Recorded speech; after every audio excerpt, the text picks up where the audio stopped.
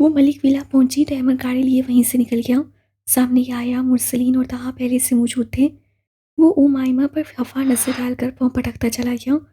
भाई, मैं याया से बात करके आती हूँ।" उमाइमा भी मन से यहाँ से हटी। अफाफ हवा की तेजी से वहां से गायब हुई। ईसा पहले ही आर्यन के कमरे की तरफ जा चुकी थी। ठीक है, तुम पसंद करते हो उसे, मगर इसका मतलब हरगिज नहीं है कि तुम आंखें माथे पर चढ़ा के उसे घूरते जाओ। इतनी बेबाकी की इजाज़त तो मैं भी तुम्हें नहीं दूंगा। मुरसलीन को उसकी हरकत बिल्कुल अच्छी नहीं लगी थी। भाई, मैं तो सिर्फ उसे देख रहा था यार। गहरी सांस भरते ताहा ने माथे पर हाथ मारा। तुम्हारा देखना भी उस लड़की के लिए किसी अजाब से कम नहीं होगा। So be careful for next time. वो चला गया। ताहा उसकी बात का मतलब समझते खुद को डबटता अपने ऑफिस रूम की तरफ बढ़ गया। फिर कुछ याद आते उसे कदमों ने रुख दूसरी तरफ मोड़ लिया। वो बामुश्किल सीढ़ियाँ चढ़ती अपने कमरे में पहुंची। सर के साथ अपने पाँव में भी शदीद दर्द हो रहा था। कॉफ़ी की तलब में वो सबसे पहले टेबल की तरफ बढ़ी, जहाँ उसकी पहली नज़र वहाँ पिन पैक बड़े न्यू मॉडल के मोबाइल पर पड़ी। साथ में एक चिट रखी थी। सॉरी, तुम्हारा मोबाइल तोड़ दिया। तुम ये रख लो, मेरी तरफ से गिफ्ट समझकर। उससे थोड़ी दूर एक और सतर लिखी थी। कॉफ़ी कम पिया करो। अफाफ ने वो कागज़ का टुकड़ा मुट्ठी में दबाया। उसे कुछ समझ नहीं आ रहा था। तामीर उसके लिए वो आफत था जो बगैर बताए उसके गले का हार बन गई थी। वो अभी गुस्से से उस मोबाइल को उठा के डस्टबिन में फेंकती, दरवाजे के बस में खड़े ताहा को देखकर विशाल से फट पड़ी। "आपने मुझे समझ क्या रखा है?" अपनी होने वाली दुल्हन। उससे आंख विंकी। अफाफ मोबाइल उठाकर दीवार पर पटकती उसके सामने आई। "मेरी एक बात कान खोलकर सुन ले बुरे इंसान। मैं डरपोक नहीं हूँ, ना ही मैं बहादुर हूँ, मगर मुझे मेरी सेल्फ रिस्पेक्ट बहुत अजीज है।" और मुझे तुम बहुत अजीज हो, और तुम्हारा गुस्सा भी। उससे इत्मीनान से कहते अफाफ के कंफ्यूज पड़ते चेहरे को दिलचस्पी से देखा। वो बिना कुछ कहे दरवाज़ा उसके मुंह पर बंद कर गई तो मजबूरन ताहा को भी वहां से जाना पड़ा। याया बेड पर दराज बाजू गर्दन के नीचे रखे गुस्से से भरा लेटा हुआ था। "ईसा आप भी साथ थी तो मैं भी चली गई, और देखो वापस भी आ गई हूँ।" मेरे मना करने के बावजूद भी तुम गई। वो गुस्से की शिद्दत से फुनकारा। "याया प्लीज काम डाउन, वो बहुत अच्छा इंसान है।" अरे, भाड़ में गया अच्छा इंसान। तुम क्या उसका बायोडेटा निकाल कर लाई हो जो तुम्हें मालूम है वो अच्छा इंसान है? एक झटके से बेड से उठते वो पहले से भी ज्यादा तेज आवाज में दौड़ा। हुमायमा उसके शदीद रद्द-ए-अमल पर शॉक्ड हुई, एकदम से पीछे हटी। नामहरम से हमेशा डरना चाहिए। सुनो, वो कभी अच्छा इंसान नहीं होता, क्योंकि वो नामहरम होता है। "मतलब, फिर मुझे तुमसे भी डरना चाहिए? तुम भी अच्छे नहीं हो?" हुमायमा का अंदाज से गुफ्तगू अजीब सा था। बिल्कुल, तुम्हें मुझसे भी डरना चाहिए, क्योंकि मैं भी नामहरम हूँ। हुमायमा को उसके जवाब ने हर्ट किया था, मगर वो सब कर गई। उसका उतरा चेहरा देखते ही आया ने गहरी सांस भरी। सुनो, ये जो मर्द साथ होती है ना, ये किसी भी रिश्ते पर फाइज होने से पहले एक मर्द के होदे पर मुनसनद होती है, और एक नामहरम कभी सगा नहीं होता, हत्ता कि मैं भी नहीं। ना जाने क्यों उसकी गुफ्तगू सुनकर हुमायमा की आंखों के किनारे भीगने लगे। वो कुछ भी कहे बगैर रोते कमरे से बाहर निकल गई। "आपके ये टूर्स कब खत्म होंगे आर्यन?" मैं भला कब टूर्स पर गया मेरी मासूम बीवी? आर्यन ने उसकी तरफ हैरत भरी निगाहों से देखा। "मतलब कि आप कभी घर क्यों नजर नहीं आते? दिन रात ऑफिस मीटिंग्स, कभी यहाँ जाना है कभी वहाँ जाना है। क्या है ये सब?" हाथ नचाना कर कहती।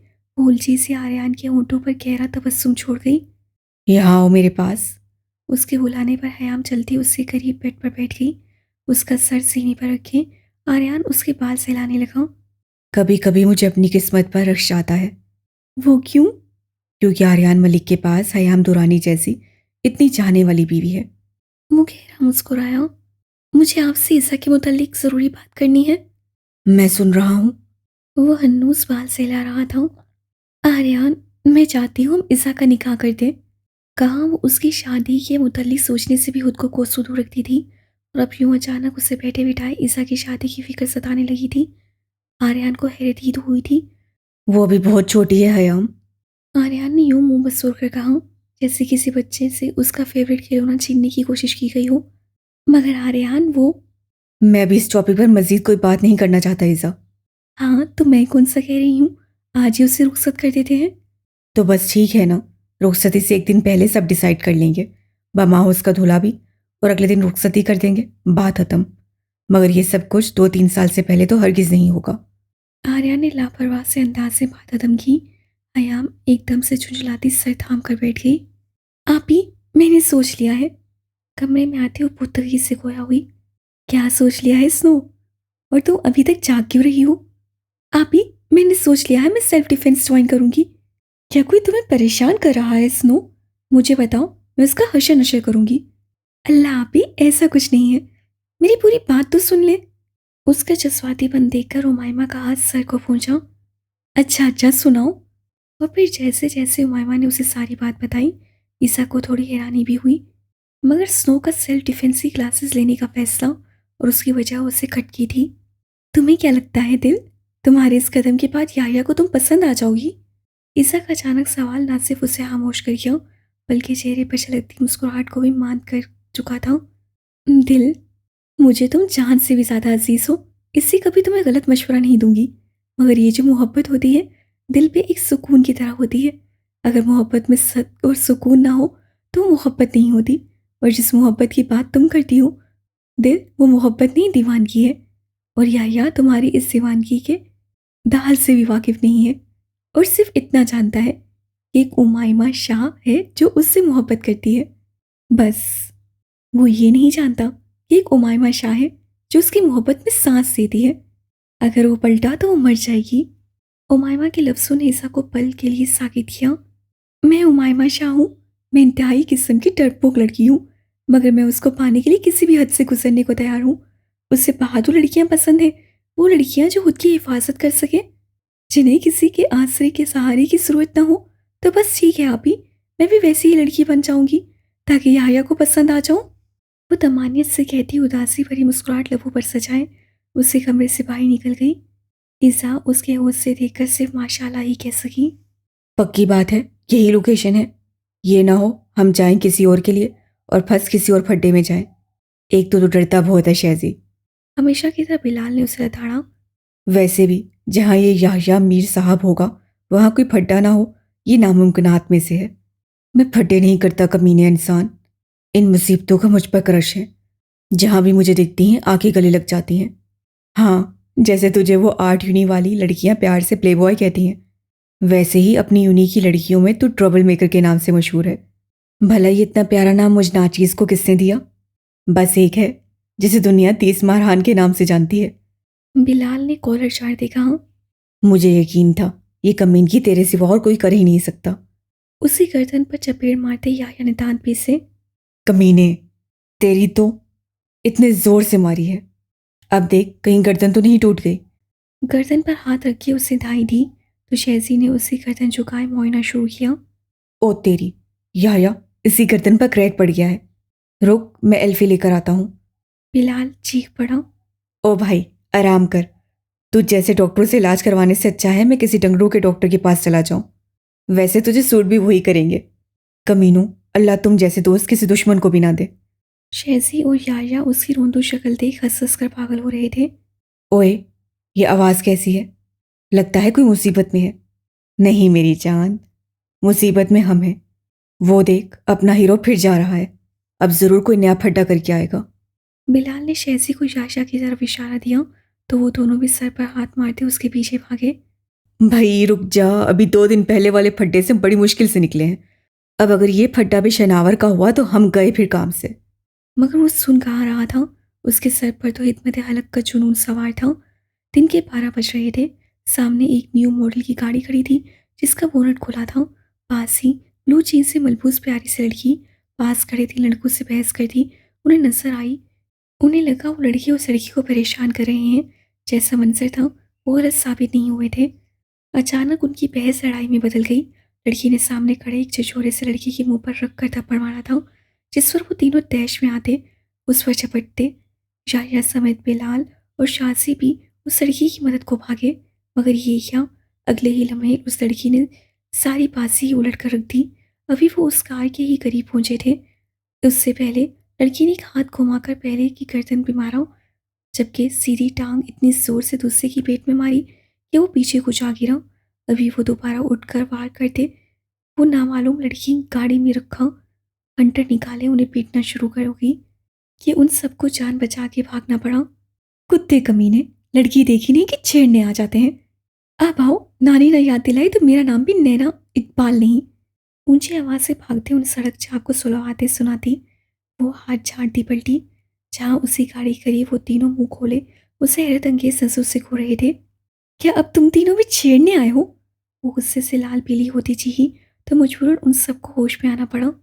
ओ मैडम, तुम कोई कतरीना कैफ की भतीजी तो हो नहीं कि हम तुम्हें छेड़ेंगे। ओ मिस्टर, ये एटीट्यूड किसे दिखा रहे हो? ऑफ कोर्स तुम्हें दिखा रहा हूँ। सारी बिन बुलाई ये खलाई मुसीबतें मेरे ही गले क्यों पड़नी होती हैं अल्लाह जी? आसमान की तरफ मुंह उठाए नैना गुस्से से चिंगाड़ी। भाई, ये हमें मुसीबत कह रही है। शेरसन ने याशा को कंधा मारा। जानी, इसे खलाई मुसीबत कहा है, सिर्फ मुसीबत नहीं। बिलाल ने लब भींचे उसकी तस्सीह की।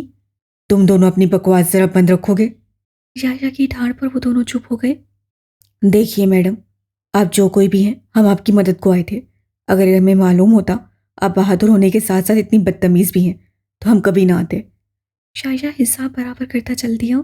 नैना को कुछ कहने का मौका ही नहीं मिला था। वो गुस्सा सब करती गाड़ी में बैठ गई। वो तीनों रेस्टोरेंट में पहुंचे और इर्द गिर्द नजरें दौड़ाई। शिकार पर नजर पड़ते ही वो तीनों जानलेवा मुस्कुराहट एक दूसरे की तरफ उछालते उस टेबल की तरफ लपके। आसपास से 3 कुर्सियां खींचे उस टेबल की गर्दन वो उस टेबल के गिर्द रखे। उन पर परजुमान होते वहां पहले से बैठी उन 2 हस्तियों को हैरान कर गए थे। तुम सब यहाँ क्या कर रहे हो? अरसल हैरत से उनको तकते खोया हुआ। मैं यहाँ निकाह पढ़वाने आया हूँ। याया ने बुलंद आवाज में कहा। मैं रुखसती करवा दूंगा। शहजी भी बोला। भाई, लड़की का कोई भाई भी तो होना चाहिए ना। तो बस ये बंदा नाचीज हाजिर है। बिलाल की पुरजोश आवाज भी उनमें शामिल हुई। कमीनों, यहाँ भी अम्मा अब्बा नहीं राजी हो रहे और तुम लोग निकाह और रुखसती करवाने पहुंच गए हो। लब भींच कर कहते अरसल की शक्ल उन समेत रोशानी को भी हंसाने का बायस बनी। वो सब 4 साल से एक साथ पढ़ रहे थे। इससे बेहतरीन दोस्तों में उनका शुमार था। क्यों भाभी जी, तुम बताओ क्या सीन है, क्यों नहीं राजी हो रहे वो? रोशानी कुछ कहती बिलाल बोल पड़ा। इतना प्यारा तो है लड़का हमारा, एक बार तस्वीर तो दिखाओ ने। इंशाल्लाह ऐसा वाहियात, सॉरी मेरा मतलब टॉप क्लास दामाद उन्हें कहीं नहीं मिलेगा। उन सब ने मामुश्किल हंसी दबाई थी मगर अरसल कुछ कहता या फिर बोल पड़ा। उनकी लड़की को भी खुश रखेगा, कपड़े बर्तन झाड़ू पोछा सब करेगा। शहजी के लुकमे पर उन सब के मधम कह के उपरे थे। अरसल बेचारा दांतों पर जमाए सबसे उनकी घोर अफसानियां सुन रहा था। और अगर जॉब का मसला सामने रखे तो कह देना अपना बिजनेस है लड़के का, बाकी हम संभाल लेंगे। शाहजहा ने धड़ल्ले से कहा। अच्छा, बिजनेस किस चीज़ का है ये भी ज़रा बताना। टमाटर ले लो, प्याज ले लो वाला बिजनेस है हमारे भाई का। टॉप क्लास की रेडी है, न्यू, बिल्कुल फ्रेश, अभी अभी ऑर्डर पर बनवाई है। इतनी मजबूत है कि खुद भी बैठे और गधे को भी बिठा ले तब भी नहीं टूटेगी। बस उन सब की बर्दाश्त इतनी ही थी। अरसल समेत उन पांचों के कहके उस पूरे रेस्टोरेंट में गूंजे थे। इर्द गिर्द मौजूद लोग उनके ग्रुप को अजीब नजरों से देख रहे थे जिनको अब पागलपन का थोड़ा पड़ चुका था। यार क्या डिजाइन निकाला है रेडी का तूने बिलाल। काम जो यही है जानी का, डिजाइन प्यारा क्यों ना होता। और देखना, इसकी बनाई पहली रेडी पर खुद भी बैठूंगा और इस गधे को भी साथ बिठाऊंगा अपने। बिलाल की गर्दन में हाथ डाले अरसल ने ऐसे असम से कहा जैसे वो ये सब सच करके दिखाएगा। वो सब एक बार फिर हंस दिए। वैसे तुम सब रिश्ता करवाने वाले अंकल क्यों नहीं बन जाते? इतना अच्छा एक्सप्लेन करते हो लड़की की खूबियों को। बहुत चलेगा तुम लोगों का बिजनेस। अगर ऐसा रहा तो बिजनेस चलेगा नहीं दौड़ेगा भाभी जी। वो भी ऐसे कि आगे हम और पीछे लड़की के अब्बा हुजूर की उड़ते हुए हवाई चप्पलें। बिलाल, वैसे तूने अभी तक कितनी चप्पलें खाई हैं जानी? शाहजहा ने संजीदगी से पूछा। बॉस, तुम चप्पल कबाब का पूछे तो अभी जवाब दे देता। सीधा चप्पलों पर आए हो तो सुन लो, ये सीन तो तुम सब अपनी इस जिंदगी में कभी नहीं देख सकते। मगर वो क्यों? रोशानी ने फौरन पूछा। मगर उसके अलावा सभी उसका जवाब और वजह बखूबी जानते थे। क्योंकि मुझे शादी हो लड़की दोनों से उलझन है। चलो यार कुछ ऑर्डर करते हैं। वो मजीद कुछ पूछती और बिलाल का मूड ऑफ होता। अरसल ने वेटर को आवाज़ दी मगर वेटर के सामने से आती लड़की अपनी तरफ आते देख वो मुश्ताल हुआ था। ये लड़की कौन है और यहाँ क्यों आ रही है? होगी कोई अपने बॉस की पुरानी माशूका। बिलाल ने गर्दन घुमाने से पहले फिक्रा उछाला था। हाय रोशानी, कैसी हो? हाय नैना। जहाँ उससे नैना कहा वहीं याया समेत उन तीनों ने गर्दन मुड़ी। तुम? उन दोनों के दोबारा टकराव पर उनकी जुबान से अदा होने वाला वो बायक वक्त लफ्ज़ अरसल को हैरत में डाल गया। बिलाल, तुझे सही इल्हाम होते हैं। ये तो अपने बॉस की कोई पुरानी माशू। अभी वो जुमला पूरा करता, शहज़े और बिलाल हवा की तेज़ी से उसके मुंह पर हाथ रख गए थे। अगर अरसल को इस आफत के मुतालिक ज़रा भी मालूमात होती तो वो कभी ऐसे बेहुदा लफ्ज़ कम अज़ कम याह्या की निस्बत से नैना के सामने मुंह से नहीं निकालता। मगर है, अब भी उनकी बचत हो गई थी। अरसल, कल यूनी में मिलते हैं। चलो तुम दोनों। उसे घूरी से नवाजते वो रेस्टोरेंट से बाहर निकल गया। इसे क्या हुआ अचानक? मैं देखता हूँ। अरसल उन्हें वहां छोड़े उसके पीछे गया। ओए कमीनू, अब कौन सा झोल करके आए हो, मुझे भी बताओ। बिलाल, तू इसे एक्सप्लेन कर। और तू, इससे पहले अपना मोबाइल मुझे पकड़ा। बिलाल को कहकर याया अरसल के हाथ से उसका मोबाइल झपट चुका था। बस यही हुआ? बिलाल ने कहते मसूई तासुब से हंसी दबाई और आंख विंक की। तो मतलब आज याह्या पर लड़की रोब झाड़ गई। चल, ज्यादा बकवास न कर। और वो इतनी बदतमीज है, क्या बताऊं, दिल करता है उसका भेजा ही उड़ा दूं, और साथ तेरा भी। अब मैंने क्या कर दिया? सनो से दूर रह। उसको मेरी खबरें पहुंचाना बंद कर दे, वरना तेरा वो हशर करूंगा। मोबाइल तो क्या, कबूतर रखने से भी डरेगा तू। सर्द आवाज में उसे धमकी से नवाजते याया जीप में बैठे बिलाल और शहजी के पास चला गया। उसके सख्त लहजे की रोब से बाहर आते अरसल ने फौरन से अपना मोबाइल छाना, जहां उसकी सोच के बरक्स उमायमा लिटिल सिस्टर का नंबर ब्लैक लिस्ट में ऐड हो चुका था। पागलपन की हद से बाहर निकलता जा रहा है ये बंदा। उसकी पीठ देखते अरसल गहरा मुस्कुराता वापस रेस्टोरेंट में दाखिल हो गया। उमायमा, तुम्हें सर एहसन लाइब्रेरी में बुला रहे हैं। मगर क्यों? लाइब्रेरी के जिक्र पर उसकी जान यूं ही लबों पर आ जाती थी। मालूम नहीं, कुछ नोट्स वापस मांग रहे थे जो उन्होंने तुम्हें दिए थे। अच्छा, मैं जाती हूँ। उमायमा ने कहते नसें अफाफ या ईसा की खोज में दौड़ाई, मगर वो कहीं नजर नहीं आई। तो खुद को तलाशा देती क्लास में से नोट्स लेकर आती लाइब्रेरी की तरफ जाने लगी थी। कॉलेज खत्म होने का वक्त नजदीक था, तो उसे डरने की जरूरत नहीं थी। इतनी भी अब वो डरपोक नहीं थी। खुद को तलाश से देख कर कहती वो लाइब्रेरी की तरफ बढ़ गई। हेलो यार, याह्या कहाँ है तू? नाराज होके चला गया मुझे, अभी मिलना तुझसे। उसे कॉल उठाते ही अरसल शुरू हो गया। मैं मलिक विरा की प्रिंसेसेस को पिक करने कॉलेज आया हूँ। तुम भी वहीं आ जाओ। बिलाल और शैजी भी यहीं हैं। उन्हें मलिक विला छोड़कर फिर आर्ट गैलरी जाना है। सर ने बुलाया है। वो ओके कहता मोबाइल रख चुका था। ड्राइवर अलग कार लिए वहां पहले ही आ चुका था। जारिया वो आधे घंटे से उनका इंतजार कर रहे थे, मगर वो थी जो बाहर आने का नाम नहीं ले रही थी। वो कॉलेज में भी जा सकता था क्योंकि वहाँ के प्रिंसिपल अरसल के अंकल थे, मगर लड़कियों का हुजूम मगर लड़कियों का हुजूम देख उससे इरादा तर्क करते इंतजार करना ही बेहतर समझा था। उमायमा धीमे धीमे कदम उठाती लाइब्रेरी में दाखिल हुई। वो काफ़ी बड़ी लाइब्रेरी थी, जहाँ का आधा हिस्सा इस वक्त सूरज की किरणों से जगमगा रहा था। लाइब्रेरी में मुकम्मल सन्नाटा छाया था। शायद कॉलेज के ऑफ होने का वक्त था, इसलिए वहाँ कोई नहीं था। मगर टीचर्स की आज एक अहम मीटिंग ऑफ टाइम पर रखी गई थी, जिससे उसे थोड़ी धार्स मिली थी। सर एहसान, कहाँ हैं आप? उनका नाम पुकारते उमायमा एंट्रेंस से काफ़ी आगे आ चुकी थी। 2-3 शेल्फ्स आगे आते उससे अपना हिजाब उंगलियों की मदद से दुरुस्त किया। बैग कंधे पर लटकाए वो मज़ीद आगे आई, मगर वहाँ कोई नहीं था। वो वापसी का सोचते अभी पलटी ही थी कि किसी ने उसका बाजू पकड़े एक हाथ मुंह पर रखते अपने साथ घसीटा था। वो लाख मसहमतों के बाद भी अपना आप नहीं छुड़वा सकी। खौफ के मारे दिल की स्पीड तेज हुई, आंखों से आंसू सारों के धार बह रहे थे। उमायमा को लगा आज वो मर जाएगी। वो गुस्से भयानक शाम उसकी नजरों के सामने लहराने लगी। नूर का रोता बिलखता चेहरा उसकी आंखें नम कर रहा था। ना वो चीख पा रही थी, ना खुद को बचा पा रही थी। बस उस अनजान शख्स के हमरा घसीटती चली जा रही थी।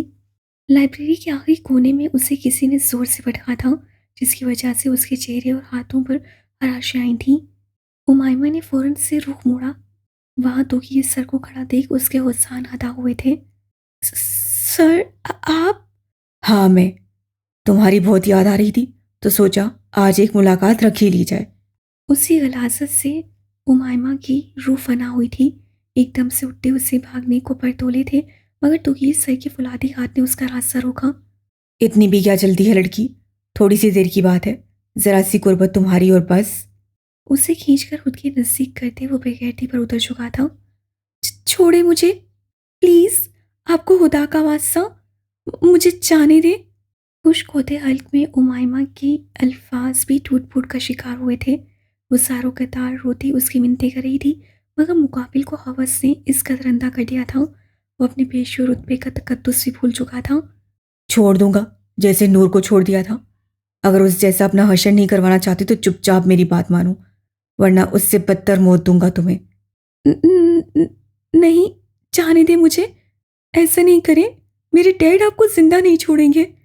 वो हलक के बल ठाड़ी थी, मगर लाइब्रेरी के जिस आखिरी कोने में वो थे, वहां से आवाज़ बामुश्किल ही बाहर जा सकती थी। मेरा वक्त बर्बाद मत करो लड़की, यहाँ आओ। उससे कलाई दबोचे, उससे एक ही जिस्म उमायमा का हिजाब उसके सर से अलग कर दिया था, जिससे उमायमा के रेशमी काले बाल बिखर कर उसके गीले चेहरे और कुछ कमर पर बिखर गए। खुदा का वास्ता, ये जुल्म मत करे, जाने दे मुझे, अल्लाह के अजाब से डरे प्लीज, मेरी जिंदगी जीरन मत करे, मैं मर जाऊंगी, जाने दे मुझे। वो चीख रही थी, बिलख रही थी, मगर वो उसकी गर्दन में मुंह छुपाए अपने हवस मिटाने में मगन था। उमायमा उसे धक्का देती साइड से भागी थी, उससे उसके बालों को मुट्ठी में जकड़े एक हाथ उसके पास उचाक कर दिए। उमायमा की दिल हराश चीख उस खामोश फिजा में गूंजी थी। मुझे धक्का दिया तूने, समझती क्या है उसको? तो बहुत पारसा है। उसके चेहरे पर दो थप्पड़ एक साथ जड़े उससे उमायमा के होश सल्ब कर दिए थे। उमायमा, तुम यहाँ हो? वो निढाल होती गिरने को थी। ईसा की आवाज़ पर उमायमा को लगा जैसे उसे नई जिंदगी मिल गई हो, मगर चेहरे पर तोकीर सर का भारी हाथ हटाना उसके लिए नामुमकिनात में से था। मगर उसे कुछ भी करना था और खुद को बचाना था। आप ही, मुझे लगता है वो यहाँ भी नहीं है, आए कहीं और देखते हैं। चलो। ईसा और अफाफ बाहर निकलती। उमायमा की जान हलक में अटकी थी। उसे कैसे भी करके पीछे खड़ी शेल्फ में जोर से कंधा मारा, जिसकी वजह से कुछ किताबें जोरदार आवाज के साथ नीचे गिरी थीं। इज़ार अफाफ ने चौंक कर पीछे देखा। उमायमा को लगा वो जा चुकी हैं, क्योंकि वो हाथ अब भी नहीं हटा पाई थी। मगर उसके खूनखार तेवरों को देखते उसकी जान लरस उठी थी। उसे नजरें बचाते अपना दायां पाँव लाइब्रेरी की साइड में मारा था, जिससे ज़्यादा आवाज़ तो नहीं हुई, मगर दाने पर रखी मोटी डिक्शनरी तो कि सर के पाँव पर आकर गिरी थी। इस अचानक दर्द की वजह से वो चीख तो जब्त कर गया, मगर बदकिस्मती हाथ भी हटाया था। इज़ा, आप भी इस वो मज़ीद कुछ कहती, गुस्से से भरे तोकीर सर ने उसका सर शेल्फ में दे मारा। मेरा सारा प्लान बिगाड़ दिया तूने, मगर है, इसका खमियाजा तुझे जरूर भुगतना पड़ेगा। उसके बालों को जोरदार झटका देकर उसे शेल्फ पर पटकते हुए पिछले दरवाजे से बाहर की तरफ भागा। आप ही, स्नो आप ही यही हैं, मैंने उनकी आवाज़ सुनी है। हाँ, सही कह रही हो अफा, चलो आओ मेरे साथ। वो आगे बढ़ वो आगे बढ़ती, स्नो को भी पुकारती कि शेल्फ की ओर से लड़खड़ाती उनसे लथपथ वजूद पर फटे कपड़ों और उसकी हालत देख अफाफ ने अपनी चीखें रोकने को मुंह पर हाथ रख लिया, जबकि ईसा को अपनी दुनिया आग में जलती नजर आई। वो तेजी से आगे बढ़ती अपनी चादर निकाले उसे ओढ़ चुकी थी। तो दिल, मेरी जान, उसकी हालत देख आंसू टूटकर उसके चेहरे पर गिरा। वो होश में थी, सर पर लगी चोट ज्यादा गहरी नहीं थी, खून रवा था, मगर उसका बिखरा सरापा और साकित वजूद ईसा को जो कहानी सुना रहे थे उसके मुतालिक एक लफ्ज़ भी मुंह से निकालना उसके लिए मुश्किल तरीन था। अफाफ उसकी हालत देखे बिना आवाज़ के सारों कतार रो रही थी। कॉलेज खाली हो चुका था। ड्राइवर को वहीं रुकने का कहकर अरसल और याया खुद कॉलेज के अंदर गए थे। अरसल इधर उधर देखने निकल गया, जबकि याया खुद लाइब्रेरी के अंदर दाखिल हुआ और अंदर आते ही बस पे पड़े निढाल से वजूद और उसकी अबतर हालत देख उसकी रूह को चौंके लगे। दिल ने शिद्दत से दुआ की थी ये मंजर किसी ख्वाब जैसा हो, मगर उससे कदम जैसे उठाए कमज़ोर सी नस्वानी आवाज़ उसके कानों में पड़ी थी। इसा, आप ही, आपकी दिल आज दूसरी नूर बन गई। उसके आंसू बिना बंद के बह रहे थे और इस जुमले पर याया मीर की कदम ही नहीं, दिल भी जगह से हिल गया था। आंखों में नमी उतरने लगी, दिल चलने लगा था। उससे खुद को बामुश्किल टेबल का सहारा दिया। खटक की आवाज़ पर उन तीनों ने मुड़कर देखा। उमायमा को लगा आज वो जिंदा रहकर भी जिंदा नहीं बची। कम से कम वो अपना उजड़ा बिखरा हुलिया याया मीर के सामने नहीं लाना चाहती थी। अगले ही लम्हे याया मीर का वो रूप उजागर हुआ जिससे वो खुद भी कभी कभी कतराता था। एक ही जज्ब में उमायमा के पास पहुंचे वो उसके सर पर खड़े बारूब आवाज में दौड़ा। ये किसने किया है? Answer the dam question. Table पर जोरदार घूंसा मारे वो अपने आपे से बाहर हुआ। उमायमा बामुश्किल अपने कदमों पर खड़ी थी। अगर ईसा का सहारा ना होता तो वो कब की ज़मीन बोस हो जाती। तो सर, उसके हलक से बरामद हुए वो कुछ लफ्ज़ शाया मीर को किसी गहरी खाई में उतार गए। अरसल। उससे पीछे खड़े अरसल को पुकारा, जो अंदर की सूरत हाल को समझता बाहर ही रुक गया था। हाँ, रोज रफाफ को ड्राइवर के साथ मली विला भेज दो। ओके। सिचुएशन ऐसी थी, ईसा कुछ भी कहे बगैर बेखानगी से चलती अरसल की कमरा बाहर निकल गई थी। अब लाइब्रेरी में सिर्फ वही 2 बचे थे। कंधों पर पड़ी चादर को उठाकर उसके सर पर रखते याया की आंखों से 2 मोती टूटकर जमीन पर गिरे थे। अल्लाह ने हमारी इज्जत रख ली। लहजा तमानियत से भरपूर था। Snow white. उससे सेलब उसका नाम दोहराया, मगर उमाइमा जिस मुकाम पर खड़ी थी वह खुद को उसकी नजरों में देखने की भी काबिल नहीं समझती थी। चलो मेरे साथ। उसके बाजू को पकड़े याया उसे साथ लिए बाहर आया, जहाँ चौकीदार अब भी मौजूद था। वो जानता था अब वो कहाँ का पूछेगा। इससे खुद ही उसे गाइड करता मीटिंग रूम की तरफ ले गया। उन्हें रुखसत करके अरसल हवा की तेजी से अंदर की तरफ भागा था, क्योंकि वो इकलौता था जो शाया मीर के गुस्से को जानता था। उससे लात मारकर मीटिंग रूम का दरवाज़ा खोला, मगर उमाइमा वहीं दरवाजे की ओट में रुक गई। मीटिंग रूम में सकूत फैल गया। प्रिंसिपल फसीह साहब एक ही लम्हे में उसे पहचान गए थे। या ये क्या तरीका है बेटा? तोकीर कौन है यहाँ? वो जो सुकून से बैठा था एकदम से उछल पड़ा, मगर जगह से नहीं उठा। क्या हुआ है या कुछ बताओ तो बच्चे। मैंने पूछा तोकीर कौन है यहाँ? जवाब चाहिए मुझे। वो जुनूनी बना धाड़ा साथ कांच के टेबल को उठाकर दूसरी तरफ पटक दिया। अरसल उमाइमा को क्रॉस करता तेजी से अंदर आया, उसे काबू करने लगा। वहाँ सब हैरान परेशान से माशरा समझने की कोशिश कर रहे थे। अलबत्ता अगर वो उमाइमा की हालत देख लेते तो उन्हें लम्हा भी ना गुजरता। अरसल, ये सब क्या हो रहा है? अंकल, आज से वो बताएं जो या पूछ रहा है। अरसल ने संजीदगी से कहा। उसकी संजीदगी उन सब के लिए गैर मुतवक्का थी। ये हैं तोकीर साहब। और बस वही लम्हा था। शाया मीर सब कुछ तहस नहस करता उसकी गर्दन तक पहुंच गया। उसके मुंह से एक लफ्ज़ अदा नहीं हुआ, और वो पागलों और वहशियों की तरह उसके चेहरे पर खोंसे मारे जा रहा था। और आज अरसल ने भी उसे रोकने की कोशिश नहीं की थी। तमाम उत्साह एकदम से सहमे कोने में सिमट गए, मगर याया के सर पर सवार खून उतरने का नाम नहीं ले रहा था।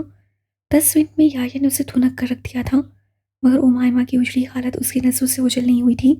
तकलीफ की शिद्दत थी जो बढ़ती जा रही थी। वो पागलों की तरह इधर उधर देख रहा था। जब उसकी नज़र शीशे की टेबल पर पड़ी, अभी वो उसे उठाकर मारता, अरसल ने उसे काबू कर लिया। इसको इतनी आसान मौत नहीं मिलनी चाहिए या। उसकी सर्द आवाज़ से याया के कदम रोक दिए थे, मगर उसका गुस्सा ठंडा नहीं हुआ था। उससे करीब झुकते याया ने उसके कान के करीब सरगोशी की थी। She is my best friend. Hurt her and you will die. And now you must die. सख्त गिर बर्फीले लहजे में कहता वो उठ खड़ा हुआ और मोबाइल बाहर निकाला। अरसल, मुझे कुछ बताओगे, हुआ क्या है? अंकल। अरसल ने शिकवा करना नजर उन पर डाले दरवाजे की तरफ देखा, जहां सबने उसकी नसों की ताकों में नसें घुमाई। मैम तरहीम और सादिया, जो उमाइमा को अच्छे से जानती थीं, उसकी उजड़ी हालत देख उनके दिल कट कर रह गए। ये तोकीर ने किया है? वसीम साहब शर्मिंदगी की अथाह गहराइयों में डूबे हैरानगी से बोले, जिस पर अरसल ने सिर्फ सर हिलाया।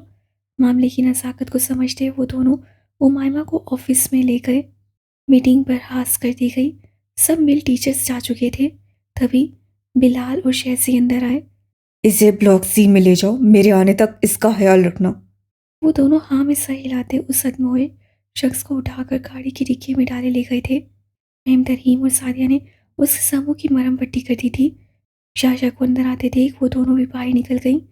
अरसल और फसीह साहब भी अंदर आए। या बेटा, मैं बहुत शर्मिंदा हूँ। मैं क्या आपकी शर्मिंदगी का मेडल बनाकर गले में लटकाऊं अंकल? मुझे बताएं, तब कहाँ थे आप जब लड़कियों के कॉलेज में ऐसे वैशी टीचर्स हायर किए जा रहे थे? मेरे इस नुकसान की तलाफी तो उस शख्स को हर हाल में करनी पड़ेगी। नसर उमाइमा पर सबके बाबू शाहजहाँ का लाइजा पर आ गया। उमाइमा से उसकी हालत नहीं देखी जा रही थी। हालत तो अब उसकी अपनी भी काबिल रहम थी।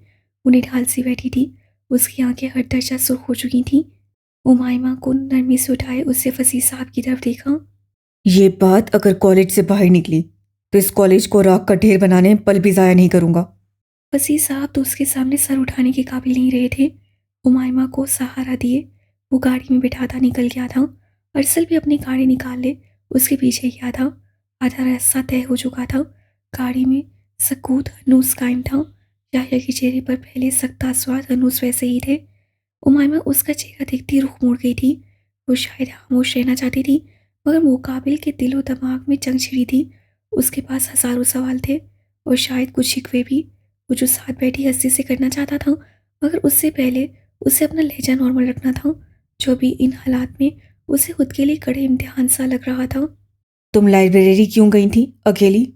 याह्या के सवाल पर उमाइमा के रुके आंसू फिर से बहने लगे। सर एहसन ने बुलाया था। कोई भी बुलाएगा तो तुम मुंह उठा के चली जाओगी? सख्त गीर लहजे में गोया हुआ। उसकी खामोशी भरी सिसकियों पर याह्या ने गहरी सांस हवा के सपुर्द की और खुद को फिर से बोलने के लिए तैयार किया, मगर उसके बोलने से पहले चलफास उमाइमा के मुंह से निकले थे। वो याह्या मीर को अपनी जगह शशर छोड़ गए। वो नूर के कातिल हैं। नूर के साथ भी उन्होंने ही। उमाइमा के बाकी अल्फाज हलक में ही दब गए। याह्या ने बेयकीनी की अदा कराई यूट्यूब पे ब्रेक पर पाँव रखा। तुम कैसे जानती हो? उसे बेयकीनी से दरियाफ्त किया। मैं उस शाम लाइब्रेरी में ही थी। उमाइमा फूट फूट कर रो दी। याह्या सजदा में हैरत में डूबा उसे सुन रहा था। उमाइमा, नूर और याह्या बचपन के दोस्त थे। नूर उनके पड़ोस में अपने मॉम डैड के साथ रहती थी। बचपन की दोस्ती कॉलेज तक पहुंची। याह्या यूं ही जाने लगा था, मगर उनकी दोस्ती वैसी ही थी। 9वीं जमात में वो दोनों जब किसी नाइट फंक्शन अटेंड करने के लिए एक साथ कॉलेज गईं, तब रात के 12 बजे नूरिया की लाश घर वापस आई थी, जिसको ज्यादती का निशाना बनाकर बहुत बुरी तरह पीटा गया था, जिसकी वजह से उसका सर का पिछला हिस्सा कुचला जा चुका था। याह्या और उमाइमा के लिए वो हादसा भयानक ट्रॉमा से कम नहीं था। उमाइमा 3 माह हॉस्टल एडमिट रही थी। डॉक्टर्स के मुताबिक उससे अपनी दोस्त के साथ हुए हादसे को दिमाग पर हावी कर लिया था, जिसकी वजह से वो हद से ज़्यादा हसास हो गई थी।